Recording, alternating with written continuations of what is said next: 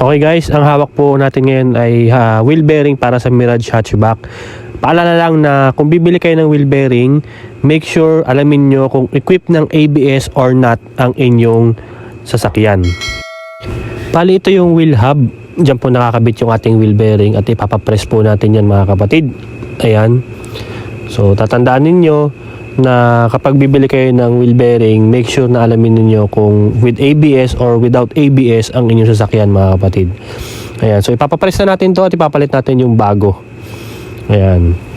Ito po. Yan, yung kanyang bago na wheel bearing mga kapatid.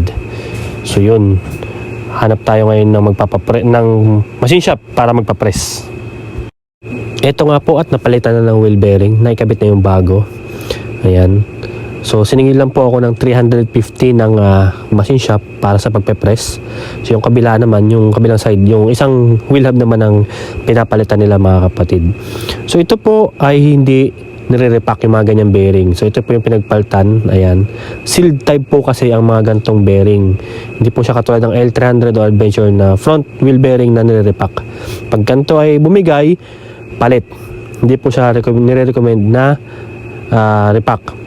So ito ay may mga senyales naman kung paano malalamang sira. May mga videos na ako niyan.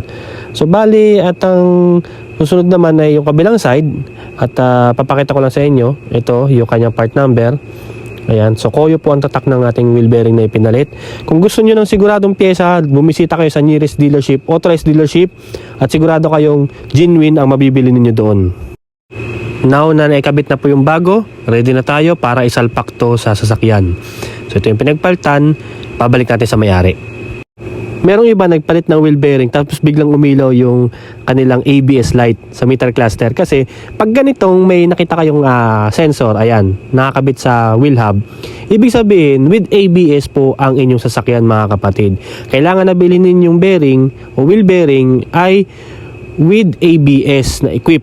Ayan, ito yung sensor, wheel speed sensor niya mga kapatid. Huwag kayong malilito. Tingnan nyo muna. Tapos may makikita naman kayong ilaw sa meter cluster nyo na ABS. So yan po yung wheel speed sensor nakakabit sa hub. Kaya ang bibili ninyo ay with ABS na wheel bearing. Ayan po. At naisalpak ko na yung kanyang hub. Ayan, mahigpit na rin yung bolt. So yan. Na-torque na rin po natin yan. So ikakabit na lang natin dyan is yung rotor disc, then yung kanyang brake pads, then yung kabila naman side, ganun din. At para mai-test drive na natin itong ating ginagawang Mirage. So ito yung kabilang side. Ayan, naisalpak ko na rin mga kapatid. Yung kanyang rotor disc na lang at saka brake pad. Ito ngayon, testingin natin. Hindi ko pa kinakabit yung dalawang gulong. Papakita ko lang sa inyo sinasabing ABS indicator. So ayan, pinaandar ko yung sasakyan. Naka-start siya. Nilagay ko sa drive. Ayan. So nawala yung ABS indicator light, ibig sabihin good yung nabili natin pyesa kasi hindi siya umilaw. Ayan, yung sinasabi ko sa inyo mga kapatid na kapag umilaw yan at with ABS equip yung inyong sasakyan, ibig sabihin may problema sa nabili ninyong wheel bearing mga kapatid. Meron kasing iba, nagpalit ng wheel bearing tapos umilaw yung ABS indicator light kasi ang nabili nila yung pang walang ABS na wheel bearing. So yan, pakita ko sa inyo, ito gumugulong siya. Wala lang siya nakakabit na gulong. Pero i-road test pa rin natin yan mga kapatid.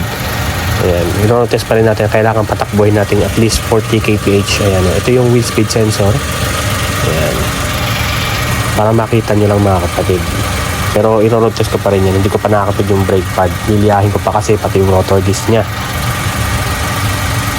Gusto ko lang makita ninyo yung sinasabi ko na indicator light ng ABS. Pero mamaya i-road test ko pa rin sa labas ito. Paandarin ko lang, papakita ko rin sa inyo up to 40 kph ngayon. So ito yon. Ayan.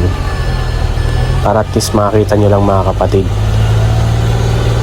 Paandar ko siya hanggang 40. Dapat hindi siya iilaw yung ABS indicator light. Ayan. At least aware kayo sa bibilin yung wheel bearing kung sakali magpapalit kayo. Ayan, okay na. Hindi siya umiilaw mga kapatid. Pero gaya na sabi ko, i-road test pa rin natin yan. Para sure tayo sa ginawa natin at bago natin ibigay sa may-ari yung sasakyan, alam nating safe gamitin at walang problema ang ginawa nating sasakyan. Okay? Again, yan po yung ABS indicator light, yun yung nawala. Yun yung dapat walang ilaw kapag umaandar ka na. Pag tumatakbo na yung sasakyan mo. Ito pang isa, para malaman mo kung equip ng ABS yung iyong sasakyan, buksan mo lang yung hood mo. Ayan. So makikita mo merong motor. Ito yung, nandito yung ABS ECU niya. Tsaka yung motor niya. Ayan. Ito yun. Yan yung kanyang ABS ECU. Nandyan siya. May piping. Ibig sabihin, equip ng ABS ang sasakyan mo kapag merong ganyan, mga kapatid. Don't forget to subscribe and follow my Facebook page. Thank you very much and God bless po, mga kapatid.